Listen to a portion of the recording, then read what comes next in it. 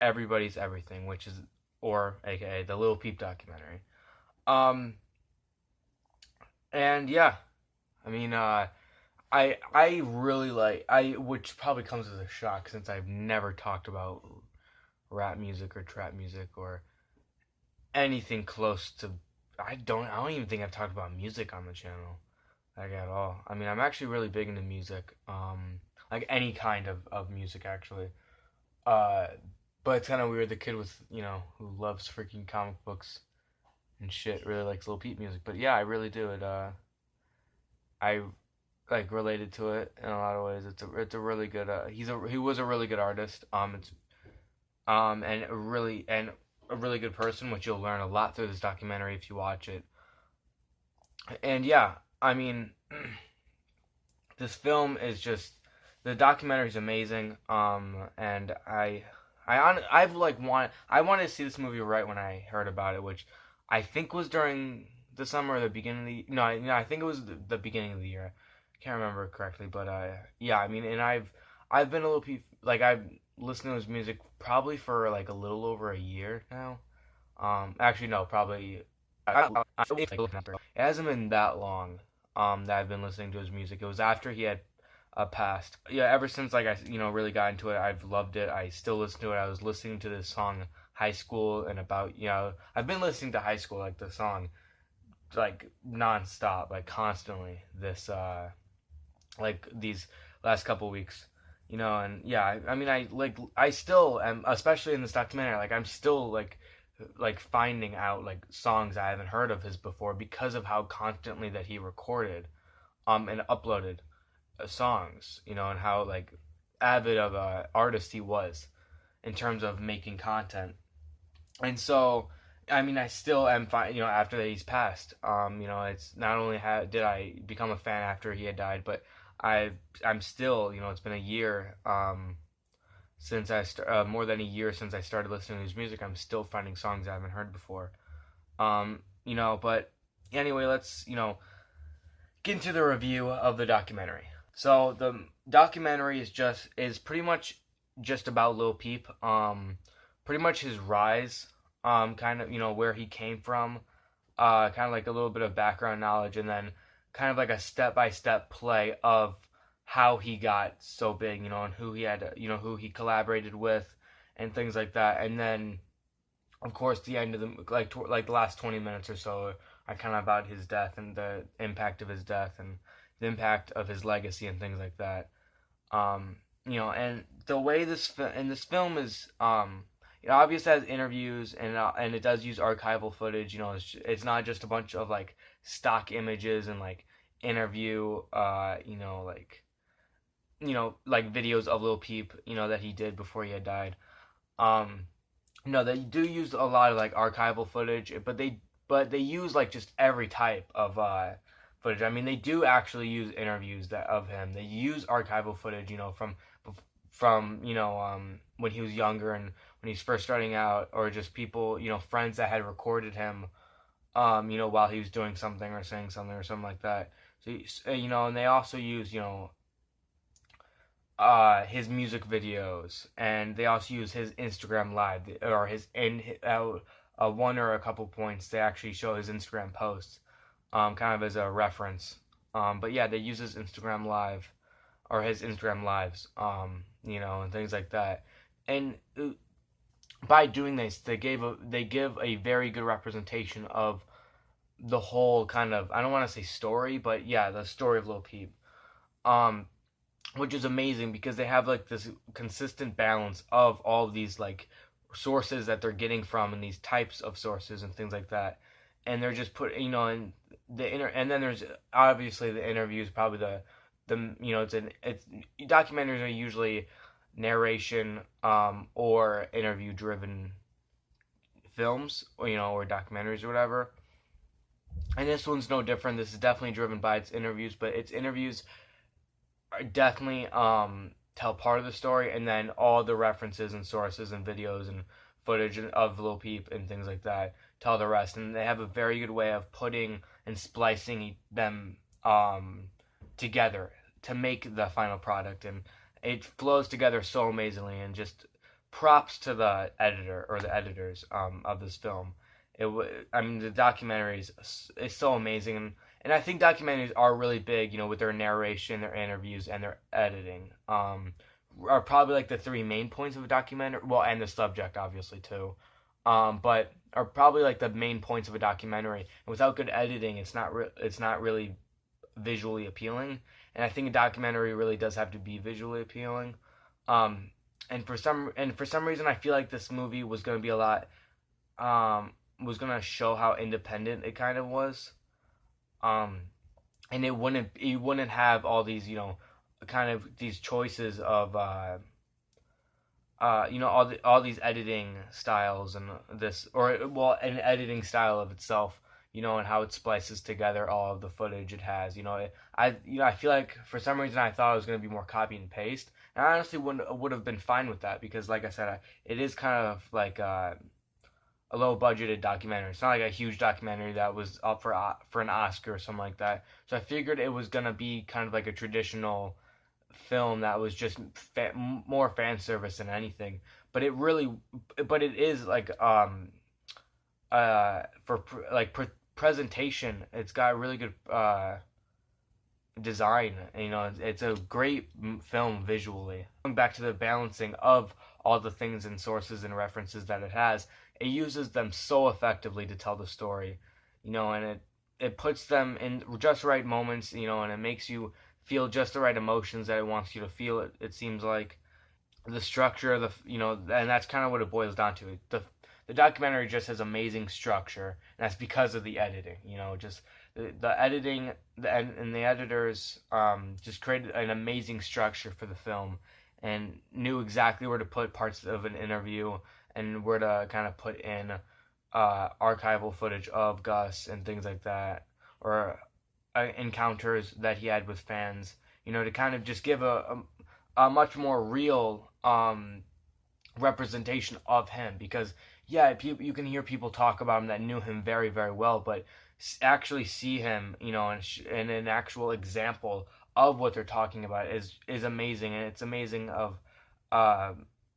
of how they do that and the amount that they do it. And I think I'm going to talk about the interviews now. There's one thing I actually have wrong with the interviews, and then I'll tell you kind of what they're about and why I like them. And the thing I have wrong with them is it's a very kind of technical complaint, I guess I would say. And that is, I don't know why I'm really complaining about this, but for some reason I don't like how they introduce the people. I don't know why. I mean, it's very traditional. They start talking, and then they'll have kind of like a description of them, their name, their relationship with Lil Peep, things like that. The only reason I don't like that is because they go away so fucking quickly. I mean, a documentary about someone's life should really give you just a perfect timeline. And interviews, you should have a clear kind of idea of who these people were and how they fit into his life. And when I can barely even read the complete description or info of somebody, I'm not going to be like, okay, so that was his, whatever. This is their, whatever, blank, blank story, of him. Because I don't know who the fuck he is to him because I can't even read the thing before it fucking fades away. Anyway, that's kind of a small complaint, to be honest. You can always pause it, not in the theater, but like I said, very limited theater. So a lot of people who see this movie will probably have the opportunity to pause it, but still, you shouldn't need to pause a movie to thoroughly enjoy it, whether it's a documentary or an actual like more commercial narrative film. But the interviews themselves are very good. It it obviously like has a very defined or refined structure where it's okay, we interview these people right here right now because, or we put these interviews right here because these are the people that knew him when he was just really like famous from SoundCloud. Okay, now we'll put these people up here because these it's like they interview the Shima Posse or the Shama Posse, whatever people, then they're gonna interview the Goth Boy Click people, and then but then in between they have like, okay, here are the people that here's his manager, here's his boss, here's his mother and things like that. So and it knows exactly where to put those. I think the best things about the interviews is that they're very honest. The whole documentary is honest. Obviously the interviews are probably going to be very honest, but it doesn't seem like the film really shadows anything. And it doesn't really like take things out. It wants you to have just the best description of this person and his attitude towards Lil Peep and Lil Peep's attitude towards him and things like that. It doesn't seem like they take like things out to make their movie a specific thing. They're not like, okay, well, we're trying to just tell a story of Lil Peep. We're not gonna let's not get into the conspiracy of his death. We'll let you talk about that. And and towards the end there's things where it's like someone says I think half the people that you have interviewed for this film are bullshitting you.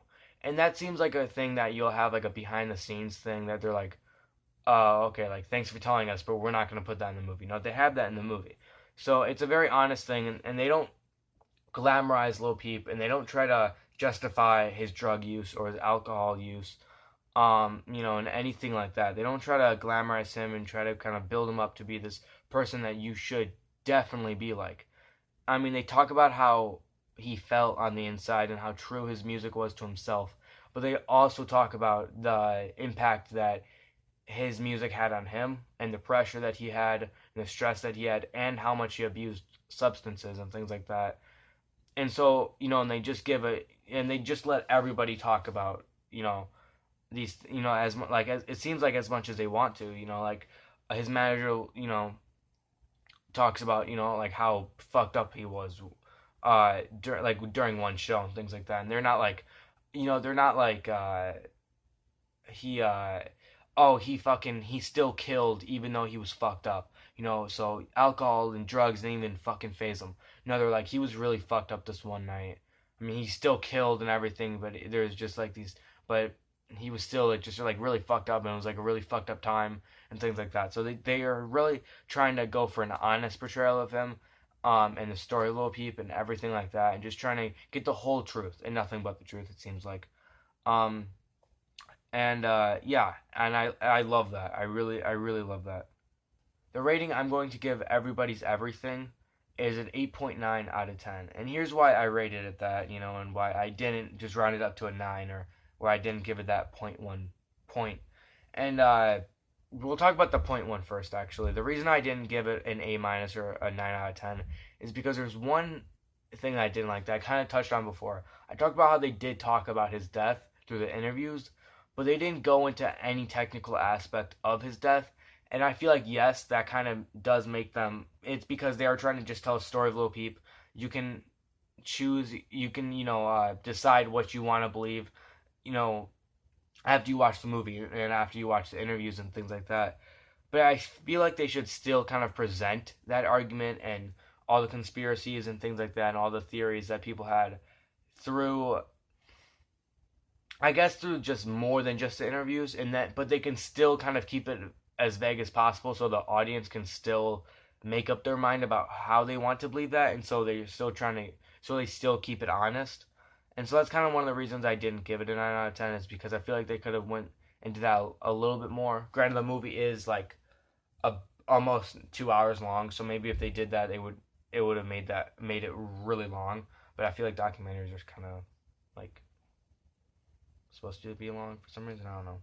I honestly, the reason I didn't give it just a straight up 10 out of 10, because that conspiracy theory thing and the one thing I said about the interviews is really like the only big or small complaints I have about the film, is because just overall, um you could probably have, like, it just kind of, this film kind of just, or this documentary kind of just put everything in perspective. And like I said, I fucking loved how it did that and how it accomplished that.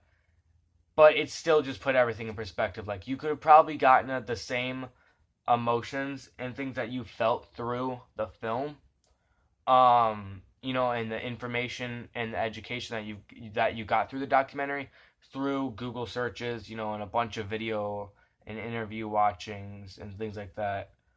So I definitely think that it probably just really kind of structured everything, put it together and molded it, instead of like giving a very hugely unique kind of portrayal of this story. And I know every single time I say story, it makes it seem like it's fictional.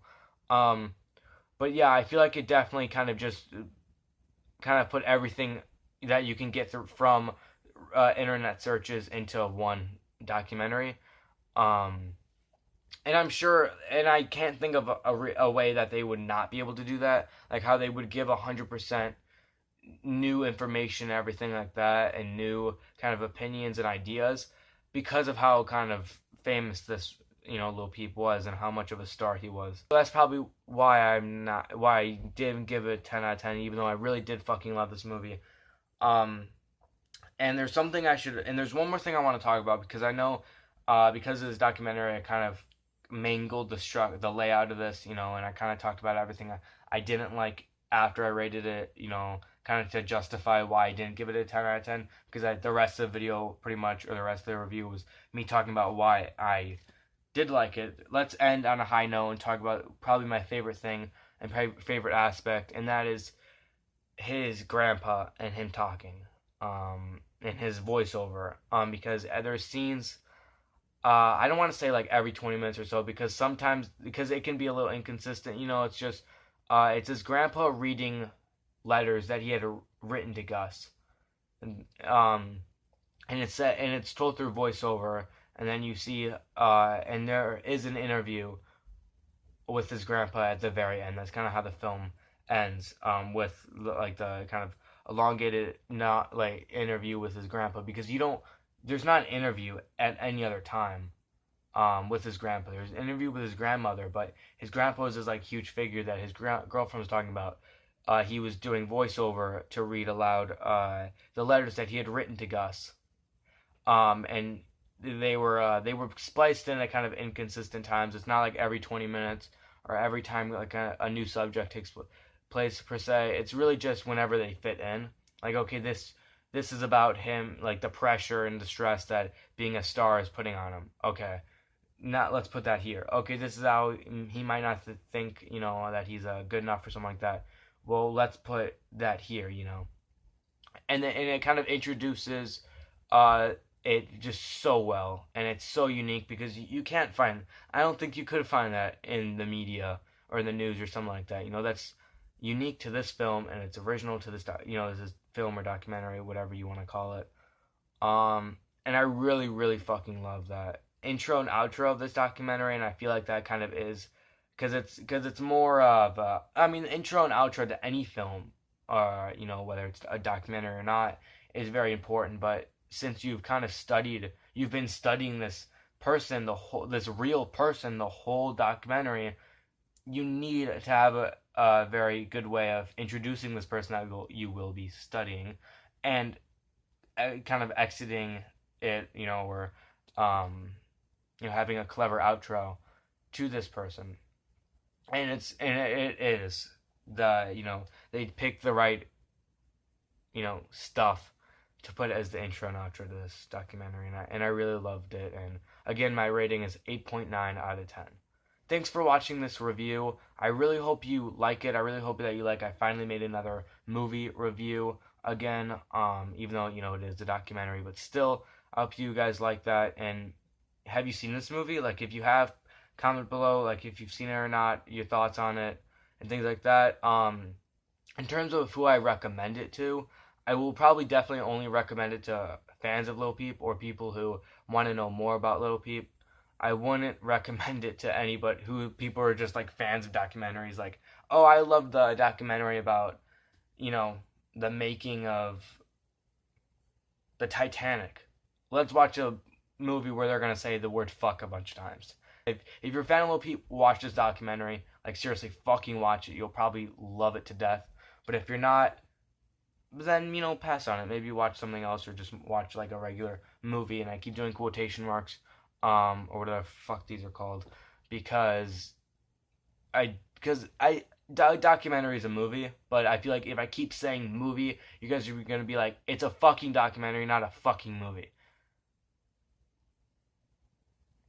But anyway, thanks for watching. Bye.